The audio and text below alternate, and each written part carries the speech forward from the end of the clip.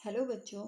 अभी तक हम लोगों ने तालिका बनाने में शीर्षक क्या होता है, अनुशीर्षक क्या होता है, उपशीर्षक क्या होता है, पंक्तियाँ किसे कहते हैं, कॉलम किसे कहते हैं, ये हमने जाना। आज हम पढ़ेंगे टिप्पणियाँ क्या होती हैं और कहाँ लिखी जाती हैं, इनका प्रयोग क्यों किया जाता है।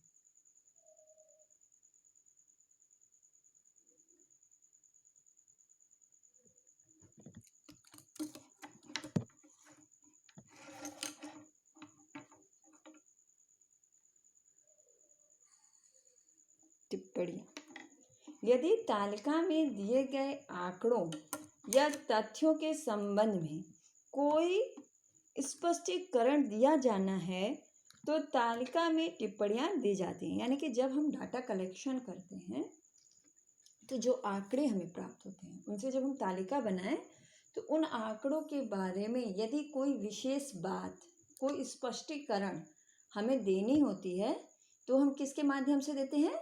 टिप्पणियों के माध्यम से देते हैं।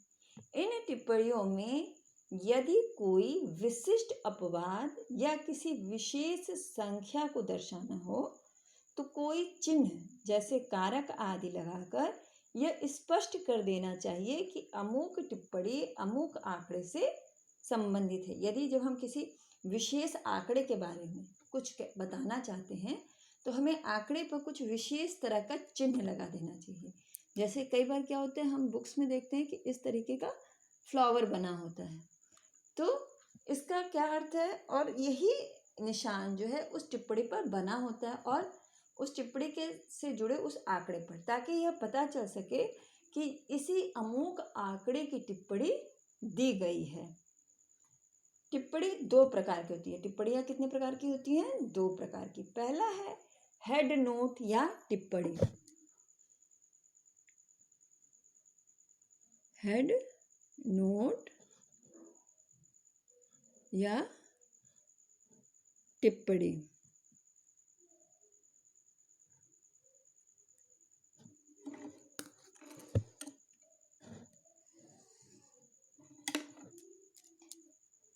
सांख्यिकी तालिकाओं में हेड नोट होता है। सांख्यिकी, जब हम आंकड़ों से संबंधित कोई तालिका बनाते हैं तो उसमें हेड नोट होता है जो कि तालिका के मुख्य भाग के आंकड़ों को स्पष्टीकरण से संदर्भित करता है। जो आंकड़े होते हैं उनके बारे में स्पष्टीकरण देता है एवं इसे शीर्षक के नीचे लिखा जाता है। शीर्षक कहाँ लिखते हैं हम?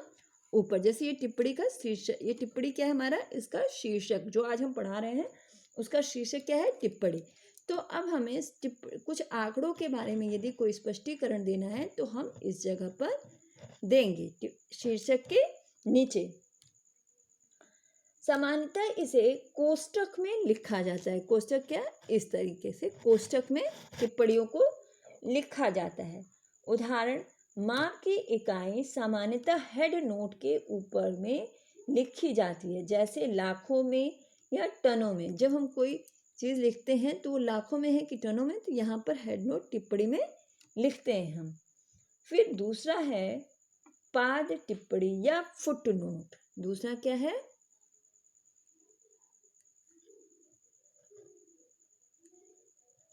पाद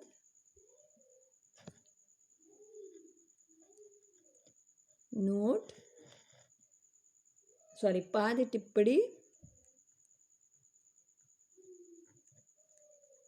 या फुट नोट। चूंकि नीचे होता है तो ये है फुट नोट। फुट नोट को तालिका के नीचे की ओर लिखा जाता है। फुट नोट को कहाँ हम लिखते हैं? फुट यानी नीचे की तरफ, पैर की तरफ, तो नीचे की तरफ लिखते हैं, जिसमें उन चीजों का स्पष्टीकरण दिया जाता है जो कि शीर्षक, उपशीर्षक, अनुशीर्षक से स्पष्ट नहीं होती। यानी कि फुट नोट में किसका स्पष्टीकरण दिया जाता है? जो कि शीर्षक से, जो उस तालिका का शीर्षक है या अनुशीर्षक है या उपशीर्षक है, जब उससे वो चीज़ स्पष्ट नहीं हो पाती है तो हम उसे फुट नोट या पाद टिप्पणी के द्वारा स्पष्ट करते हैं। यदि आंकड़ों के संबंध में कुछ अपवाद हो या कुछ शब्दों का आगे और स्पष्टीकरण दिया जाना आवश्यक हो तो उसे फुट नोट से दिया जाता है। जब हम आंकड़े से तालिका बनाते हैं तो यदि हम उससे शीर्षक से प्रदर्शित नहीं कर पाते, उसको समझा नहीं पाते हैं, तो हम फुट नोट के द्वारा उसे समझाते हैं। उदाहरण के लिए, यदि अध्ययन से संबंधित समस्या में कंपनी द्वारा अर्जित लाभ को तालिका के माध्यम से प्रस्तुत करना है, यदि कोई कंपनी है और उसको कितना लाभ हो रहा है उसे हमें तालिका से प्रदर्शित करना है, दिखाना है, तो हम फुट नोट में यह परिभाषित किया जा सकता है कि यह कर से पूर्व का लाभ है या कर के पश्चात लाभ है। यानी कि हम बता सकते हैं, फुट नोट्स के माध्यम से क्या बता सकते हैं कि ये जो लाभ हम तालिका के माध्यम से दिखा रहे हैं उसमें टैक्स कटने के बाद ये लाभ है या टैक्स कटने के पहले का लाभ है। तो उसे हम नीचे जो है फुट नोट के द्वारा बता सकते हैं कि ये जो लाभ है, जो हम प्रॉफिट दिखा रहे हैं कंपनी की, यह टैक्स के पहले का है, यानी कि टैक्स कटने के पहले का लाभ है जो हम आंकड़ों या तालिका के माध्यम से दर्शा रहे हैं। कभी ऐसा भी होता है कि कुछ मुद्दों से संबंधित आंकड़े उपलब्ध नहीं होते। ऐसी स्थिति में उस कॉलम को खाली नहीं रखना चाहिए, वरन कोई चिन्ह बनाकर नीचे टिप्पणी में उसे स्पष्ट कर देना चाहिए। कहने का तात्पर्य कि कई बार ऐसा होता है कि जैसे अगर हमने किसी विशेष, जैसे अभी था कि कंपनी के लाभ के बारे में हमें बताना है कि कंपनी के प्रत्येक भाग में, प्रत्येक डिपार्टमेंट से हमें कितना कितना लाभ हो रहा है। अगर हमें किसी एक विशेष डिपार्टमेंट से किसी एक चीज़ में हमें कोई लाभ नहीं होता है तो हमें उस कॉलम को खाली नहीं छोड़ना चाहिए, हमें बल्कि उसमें एक विशेष तरह का निशान बना देना चाहिए और उसे नीचे हमें स्पष्ट कर देना चाहिए कि इस विशेष डिपार्टमेंट से हमें इस ईयर कोई लाभ नहीं हुआ, स्पष्ट कर देना चाहिए। वह स्थान भूल कर भी छूट जाता है।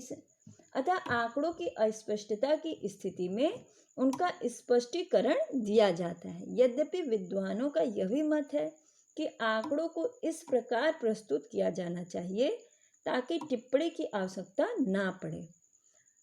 कई जो हमारे विशेषज्ञ हैं वो यह भी मानते हैं कि हमें तालिका इस प्रकार बनानी चाहिए, उसमें इस प्रकार से आंकड़ों को व्यवस्थित करनी चाहिए कि हमें टिप्पणी की आवश्यकता ही ना पड़े, हमारे ना हो। स्पष्ट व सरल तथा संक्षिप्त रूप से लिखना चाहिए। हमें जो आंकड़े हैं वो इस तरीके की सरल और संक्षिप्त लिखने चाहिए ताकि हमें टिप्पणी या फुट नोट की आवश्यकता ही ना पड़े। सेकंड है हमारा इसमें टिप्पणी के अलावा नेक्स्ट है स्रोत यानी सोर्सेस।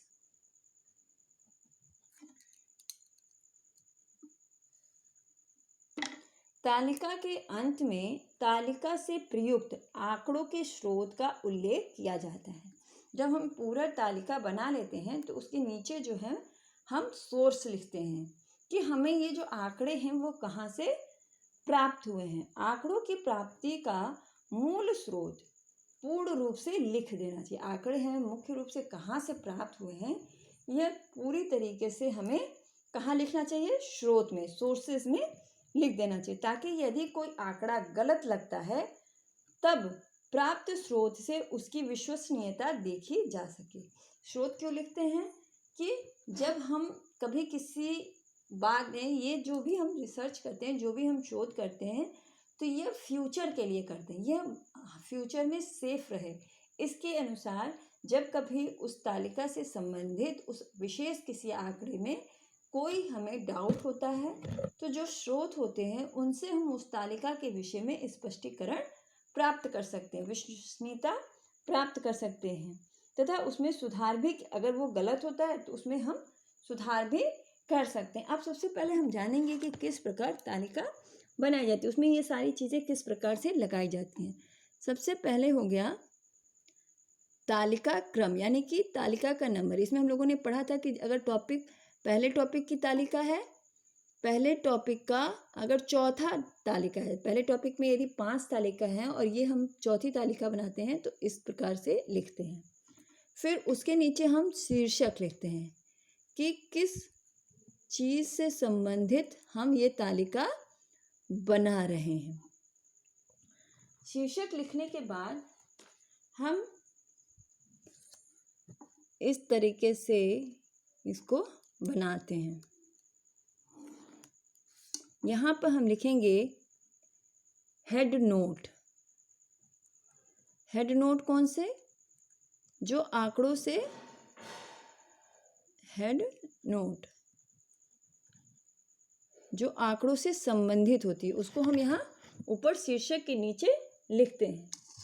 फिर पहला कॉलम जहाँ आंकड़ों का विवरण होता है वो थोड़ा चौड़ा होता है, ये हो गया हमारा अनुशीर्षक। फिर ये हो गए हमारे रो, ये कॉलम हो गया, और यहाँ हम करते हैं टोटल, योग।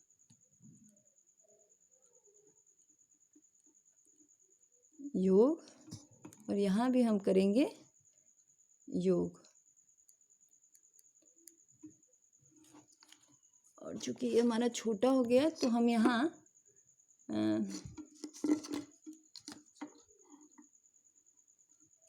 ये खत्म हुआ, ये खत्म हुआ। यहाँ हम लिखते हैं स्रोत, और इस जगह पे हम लिखते हैं फुट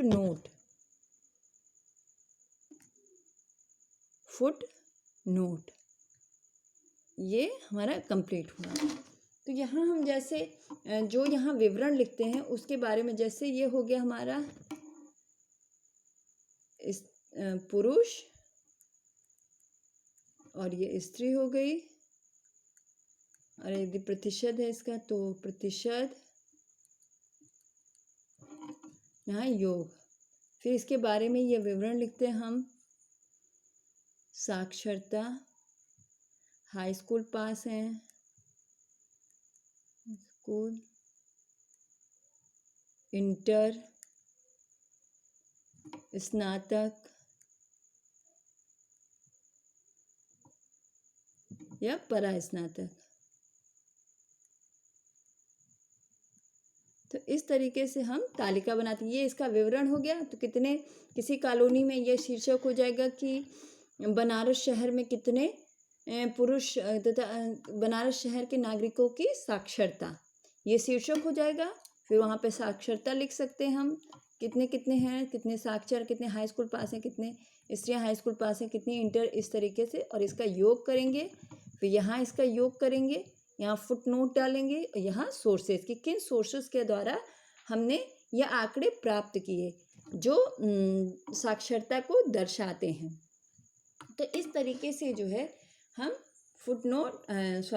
इस तरीके से हम तालिका बना सकते हैं। तो अभी हमने जाना कि सोर्स की क्या आवश्यकता होती है कि जब हम बाय द वे यदि कोई कॉलम खाली है, जैसे ये मान लीजिए यहाँ पे हमने आंकड़े भरे, यहाँ हमने 4 भर दिया और यहाँ हमने 3 भर दिया, और इससे संबंधित यदि हमें कोई डाउट है तो जो सोर्स होंगे, जैसे नगर पालिका या जो भी और जो संस्था साक्षरता का सर्वे कर रही है, जिससे हमने ये डाटा कलेक्शन कराया, जहाँ से हमने डाटा लिया, तो वहाँ जाके हम इसको कंफर्म कर सकते हैं। फुट नोट का क्या तात्पर्य है कि यदि यहाँ पे खाली है ये जगह, तो उसको हम लिख सकते हैं कि उस समय इंटर में, उस एरिए में जहाँ हमने सर्वे किया, उस एरिए में कोई भी पुरुष जो है वो इंटर तक पास नहीं है, सभी स्नातक हैं या परा स्नातक या हाई स्कूल है। उस चीज़ को हम क्या कर सकते हैं, फुट नोट के माध्यम से क्लियर कर सकते हैं। ये योग हो गया। ये टोटल हम योग लिखते हैं यहाँ के, कितना योग, कितने पुरुष, कितने स्त्री, कितने टोटल कितने आए। तो इस तरीके से हम तालिका का निर्माण कर सकते हैं कि जिसमें हम टिप्पणी लिख सकते हैं। टिप्पणी कितने प्रकार की होती है, 2 तरीके इसकी, एक हेड नोट और एक फुट नोट। फुट नोट क्या लिखते हैं हम, नीचे, सबसे नीचे लिखते हैं, और हेड नोट शीर्षक के जस्ट नीचे की तरफ लिखते हैं। और फिर स्रोत तालिका के सबसे नीचे लिखते हैं, जो कि हमें आंकड़ों से संबंधित जानकारी प्रदान करती है कि हमें आंकड़े कहाँ से प्राप्त हुए हैं। तो इस तरीके से हम आज टिप्पणी और स्रोत के बारे में आज हम लोगों ने जाना।